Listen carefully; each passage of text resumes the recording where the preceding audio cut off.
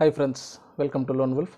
நேற்றுக்கு பார்ட் 1 பார்த்தோம். இன்றைக்கி ஸ்ட்ரெயிட்டாக பார்ட் 2 உடைய ஸ்டோரியை நம்ம ஸ்டார்ட் பண்ணிடலாம். ஓகே, ஸோ இந்த லோன் ஷார்க், அதாவது வட்டிக்கு காசு விட்டுறவர், இவருடைய பேர் என்னன்னு பார்த்தீங்கன்னா பாண்டே. இனிமேல் நம்ம பாண்டேன்னு தான் சொல்ல போகிறோம். ஸோ இந்த நேமை ஞாபகம் வச்சுக்கோங்க.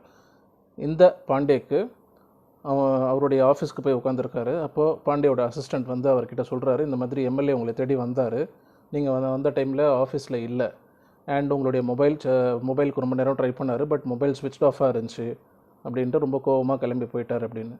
இந்த பாண்டேன்ற பர்சனுடைய மொபைலில் கொஞ்சம் ப்ராப்ளம் இருக்குது. அதாவது சார்ஜிங் ப்ராப்ளம். ரொம்ப நேரம் சார்ஜ் நிற்காது, அடிக்கடி ஃபோன் ஸ்விட்ச் ஆஃப் ஆகிடும். ஸோ இவர் சார்ஜ் போட்டுகிட்டே இருக்கணும். எதுக்கு இந்த விஷயம் சொல்கிறேன்னு நான் அப்புறமா சொல்கிறேன்.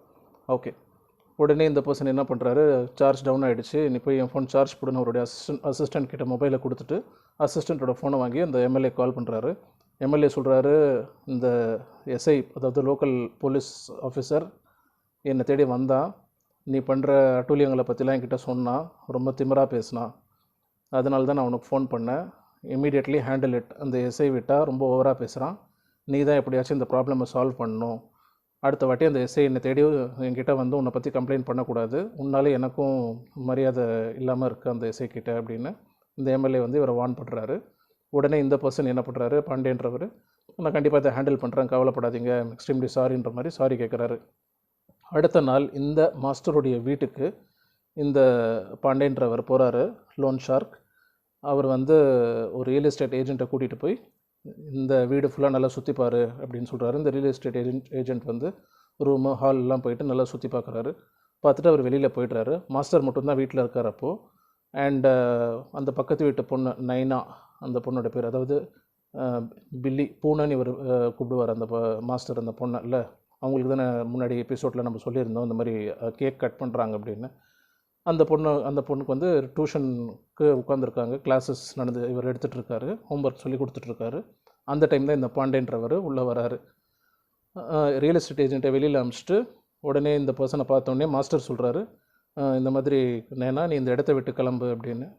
உடனே இந்த நேனான்றவங்க ரஃப் நோட்லாம் எடுத்து அவங்களுடைய பேக்கில் வச்சுட்டு கிளம்பும்போது இந்த பாண்டேன்றவர் ஒரு மாதிரி தப்பாக பார்க்குறாரு. அந்த நேனான்ற பொண்ணை தப்பாக பார்த்துட்டு அந்த பொண்ணை கூப்பிட்டு காசு கொடுக்குறாரு.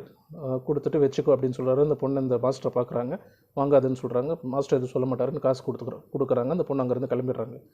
உடனே இந்த பாண்டேன்றவர் என்ன சொல்கிறாரு மாஸ்டர்கிட்ட, நீ எனக்கு இன்ட்ரெஸ்ட் நிறைய தரணும், ரொம்ப வருஷமாக நீ கொடுத்துட்ருக்க, இன்னும் நீ லோன் வந்து என்கிட்ட வாங்கின கடனை நீ இது பண்ணுற மாதிரி தெரியல, கட்டி முடிக்கிற மாதிரி தெரியல. நான் என்ன பண்ண போகிறேன், இப்போ இந்த வீடை நான் எடுத்துக்க போகிறேன், ரியல் எஸ்டேட் ஏஜெண்ட்டை வச்சு நான் வீடு எடுத்துக்கிறேன், 4-5 மாதத்துக்கு உன்னுடைய இன்ட்ரெஸ்ட்டை வந்து நான் மன்னிச்சிடுறேன், அது இல்லாமல் நான் ஒரு 3 லட்சம் 4 லட்சம் நான் உனக்கு கேஷும் கொடுத்துட்றேன், பட் இந்த வீடு எனக்கு வேணும் அப்படின்னு சொல்லிடுறாரு. அப்படி மாஸ்டர் சொல்கிறாரு, என்கிட்ட இந்த வீடு மட்டும்தான் இருக்குது, அதையும் நீங்கள் எடுத்துட்டிங்கன்னா எப்படி, அதெல்லாம் இல்லை, நான் சொல்கிறத நீ கேட்கணும் அப்படின்னு சொல்லிட்டு கோவமாக அங்கேருந்து கிளம்பி போய்ட்றாரு. போனோடனே மாஸ்டர் ரொம்ப ஃபீல் பண்ணி அழுகுறாரு. வேறஸ் இஸ் ஹெல்ப்லெஸ். பட் மாஸ்டர் மட்டும்தான் வீட்டில் இருக்கார், அவங்களுடைய ஒய்ஃப் வீட்டில் இல்லை. இமீடியட்டாக நெக்ஸ்ட் சீன் அவர் என்ன பண்ணுறாரு, அந்த லோக்கல் போலீஸ் இன்ஸ்பெக்டரை பார்க்க போகிறாரு. ஏன்னா போலீஸ் இன்ஸ்பெக்டர் சொல்லியிருந்தார்ல, உங்களுக்கு எதாவது ப்ராப்ளம்னா என்கிட்ட வாங்க அப்படின்னு. அந்த போலீஸ் இன்ஸ்பெக்டரை பார்க்கலான்னு உள்ளே போகும்போது போலீஸ் இன்ஸ்பெக்டரும் இந்த பாண்டேன்றவரும் அங்கே தான் உட்காந்துருக்காரு. 2 பேரும் ஒருத்தர் பேசிகிட்டு இருக்காங்க. பேசிகிட்டு இருக்கும்போது இந்த பாண்டேன்றவர் இவரை பார்க்குறாரு. ஓ மாஸ்டர், என்னை எதிர்த்து நீ கம்ப்ளைண்ட் கொடுக்க வந்திருக்கியா, கம்ப்ளைண்ட் பண்ணு அப்படின்னு சொல்லிவிட்டு அங்கேருந்து எந்திரிச்சு இந்த பாண்டேன்றவர் போய்ட்றாரு. உடனே இந்த போலீஸ் ஆஃபீஸர் கேட்குறாரு, என்ன தான் விஷயம்.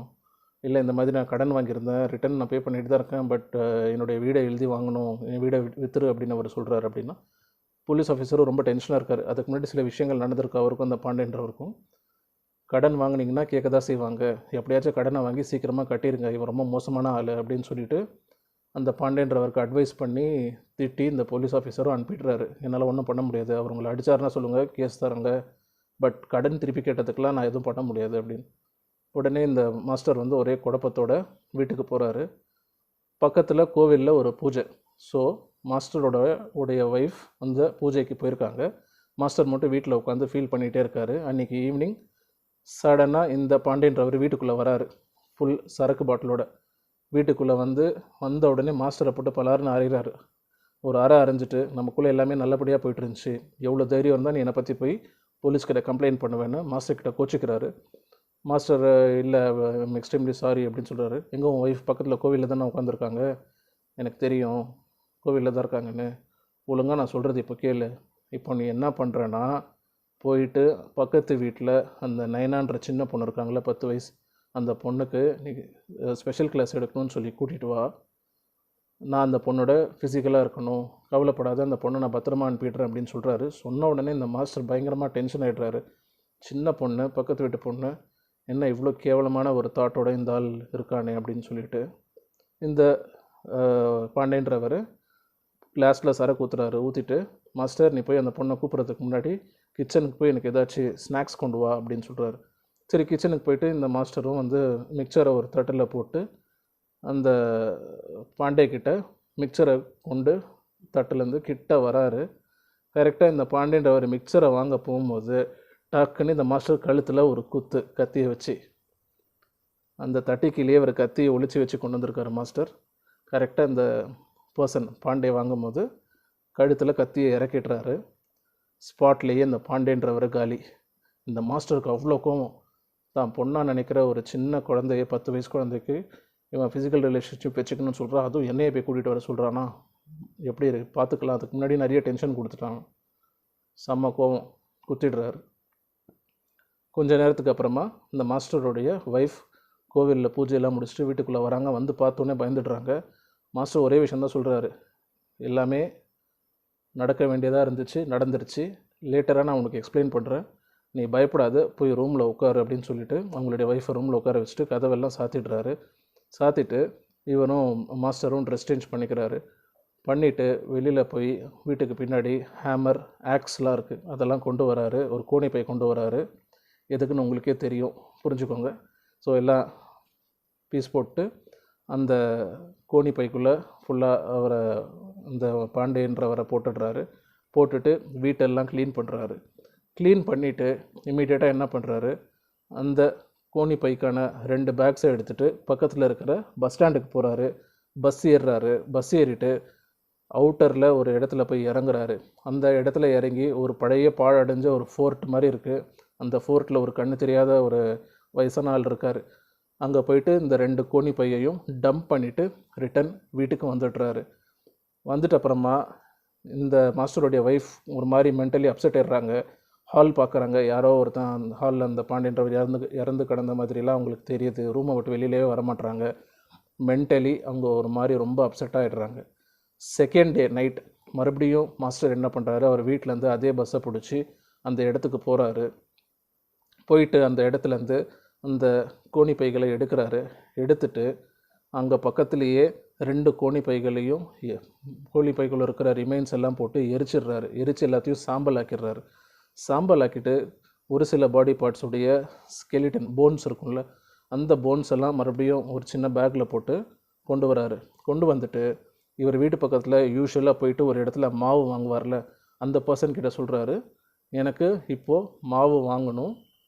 உடனே அந்த பர்சன் சொல்கிறாரு, புது பிளேட்ஸ் நான் போட்டிருக்கேன், நல்லா சூப்பராக அரைச்சி ஆட்டா வருது, ஸோ நான் உங்களுக்கு சூப்பராக இந்த வாட்டி A1 குவாலிட்டியில் கொடுக்குறேன். சரி ஓகேன்னு சொல்லிட்டு ஒரு பேக்கெட்லேருந்து ஒரு 2000 ருபீஸை கொடுத்து எனக்கு அர்ஜென்ட்டாக சேஞ்ச் வேணும், போய் வாங்கிட்டு வான்னு சொல்கிறாங்க. அந்த கடைக்காரரும் சரி நான் சேஞ்ச் வாங்கிட்டு வரேன்னு வெளியில் போகிறாரு. வெளியில் போகிற அந்த கேப்பில் இவர்கிட்ட இருக்கிற அந்த போன்ஸ், ஸ்கெலிட்டன்ஸ், அந்த ரிமைன்ஸ் எல்லாமே அந்த மிஷினில் போட்டுடுறாரு. போட்டு அந்த மிஷின் ஃபுல்லாக அரைச்சி நல்லா அந்த மாவோடு கலந்து வெளியில் வருது. சின்ன சின்ன பீசஸாக வெளியில் வருது. எல்லாமே மாவோட மிக்ஸ் ஆகிடுது. ஓகே, இருக்கிற தடயமும் அவரை அழிச்சிட்டாரு. மறுபடியும் வீட்டுக்கு போகிறாரு. போயிட்டு அப்புறமா அவங்களுடைய ஒய்ஃப் மாஸ்டர்கிட்ட பேச மாட்டுறாங்க. மென்டலி ரொம்ப அப்செட்டாக இருக்காங்க. என்னென்னமோ ஒரே கன்ஃபியூஷனில் இருக்காங்க. எதுவுமே அவங்களுக்கு சொல்ல வரல. மாஸ்டரும் is trying to get back to normal. But அவங்களுடைய ஒய்ஃப் வந்து நார்மலாக இல்லை, ஒரு மாதிரி மென்டலாக அப்செட்டாகவே தான் இருக்காங்க. சரி, அவருக்கு என்ன பண்ணுறதுன்னு இப்போ தெரியல. He is totally confused. Next day காலையில் திடீர்னு வந்து யாரோ கதவு தட்டுறாங்க. டோரை ஓப்பன் பண்ண உடனே அந்த லோக்கல் போலீஸ் ஆஃபீஸரும் ஒரு கான்ஸ்டபிளும் வராங்க வீட்டுக்குள்ளே. வந்துட்டு இவங்கக்கிட்ட விசாரிக்கிறாங்க, அந்த பாண்டியன்றவரை பார்த்தீங்களா? உடனே இந்த மாஸ்டர் சொல்கிறாரு, 2 நாள் முன்னாடி பார்த்தேன், உங்ககிட்ட காலையில் கம்ப்ளைண்ட் கொடுக்க வந்தேனே, அன்றைக்கி ஈவினிங் வந்தார். அவர் மட்டும்தான் வந்தார். ஆமாம், இந்த வாட்டி அவர் மட்டும்தான் வந்தார். இந்த வாட்டி அவர் மட்டும்தான் வந்தார்னா, இல்லை இதுக்கு முன்னாடி வந்து ஒரு ப்ராஸ்டியூட்டோட வந்தார். ஒரு டைம் ஒரு பொண்ணோட வருவார். இந்த வாட்டி தனியாக தான் வந்தார். நான் அவருக்கு கொடுக்க வேண்டிய பாக்கி இன்ட்ரெஸ்ட் எல்லாமே சேர்த்து அவருக்கு கொடுத்துட்டேன். அதுக்கப்புறம் என்னாச்சு? அதுக்கப்புறம் வந்தார், சரக்கு அடித்தார், கிளம்பி போயிட்டார். அப்படியா? வேறு ஏதாச்சும் சொன்னேன்னா? இல்லை, எதுவும் சொல்லலை. ஏன்னா அவருடைய இந்த பாண்டேன்றவருடைய மொபைலில் கடைசியாக உன்னுடைய வீட்டு லொக்கேஷன், உங்களுடைய மாஸ்டர் உங்களுடைய வீட்டு லொக்கேஷன் தான் காட்டுது. ஸோ உங்கள் வீட்டுக்கு வந்துட்ட அப்புறமா அவர் எங்கேயோ போயிருக்காரு, எங்கே போயிருக்காருங்கிறது எங்களுக்கு தெரியல, அதனால தான் நான் விசாரிக்கிறேன். சரி, உங்கள் வீட்டில் வேறு யார் இருக்கா? ஒய்ஃப் இருக்காங்க, ஒய்ஃபை கூப்பிடுங்கன்றாங்க. மாஸ்டர் கூப்பிட்றாரு, ஒய்ஃபை பார்க்குறாங்க. பார்த்துட்டு அவங்க வணக்கம் வைக்கிறாங்க. போலீஸ் ஆஃபீஸரும் வணக்கம் வச்சுட்டு, மேற்கொண்டு ஏதாச்சும் கொஷின்ஸ் கேட்கணுன்னா நான் உங்களை போலீஸ் ஸ்டேஷனுக்கு கூப்பிடுவேன்னு சொல்லிட்டு போய்ட்றாரு. கான்ஸ்டபிள் கூட இருக்கிறவர் பார்க்குறாரு, டேபிளில் நிறைய ஸ்டோரி புக்ஸ் எல்லாம் இருக்குது. இந்த ஸ்டோரி புக்கில் நீங்கள் படிப்பீங்களா? நானும் இந்த பர்சனுடைய பெரிய ஃபேன் அப்படின்ட்டு கான்ஸ்டபிள் சொல்கிறாரு. சொல்லிவிட்டு ஓகே, எங்கேயும் போயிடாதீங்க, நான் வந்து மறுபடியும் தேவைப்பட்டால் உங்களை கூப்பிடுவேன்னு சொல்லிட்டு போய்ட்றாரு. மறுபடியும் மாஸ்டர் அவங்களுடைய ஒய்ஃப் 2 பேரும் ஒருத்தர் பார்த்துக்கிறாங்க. ஓகே, ஸோ இந்த இடத்துல ஒரு சின்ன விஷயம் என்னன்னா, இந்த பாண்டேவுடைய மொபைல் ஃபோன் மாஸ்டரோட வீட்டில் தான் எங்கேயோ கிடக்குது. மாஸ்டருக்கு அதை பற்றி ஞாபகமே இல்லை. ஆன பிரச்சனையில் மாஸ்டர் அந்த பாண்டேன்ற பர்சனை போட்டு ஒரு இதில் வச்சிடுறாரு, கோணிப்பையில் போட்டுட்டு எடுத்துகிட்டு போய் எரிச்சிடுறாரு. அவருடைய போன்ஸ் எல்லாமே க்ரஷ் பண்ணிடுறாரு, பீஸ் ஆக்கிடுறாரு. பட் அவருடைய மொபைல் ஃபோன் அவங்களுடைய வீட்டில் தான் எங்கேயோ கிடக்குது. ஆனால் ஸ்விட்ச்ட் ஆஃப் கண்டிஷனில் இருக்குது. நெக்ஸ்ட் என்ன நடக்குதுன்னா, வெயிட் பண்ணி நம்ம நாளைக்கு பார்க்கலாம், மாஸ்டர் எஸ்கேப் ஆகிடுறாரா இல்லை மாட்டிக்கிறாரான்னு. ஓகே, இந்த ஸ்டோரி உங்களுக்கு பிடிச்சிருந்தா ப்ளீஸ் லைக் பண்ணுங்கள், ஷேர் பண்ணுங்கள், சப்ஸ்கிரைப் பண்ணுங்கள். See you back again tomorrow. Until then, bye. Take care.